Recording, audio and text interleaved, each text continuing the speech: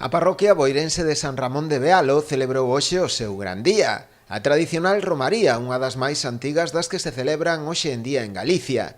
Aínda así, como todo, a celebración estivo condicionada pola situación actual e a chegada da Covid.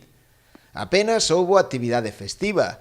O Concello prohibiu os postos de restauración e as atraccións, como tamén fixo coa acampada na contorna da capela.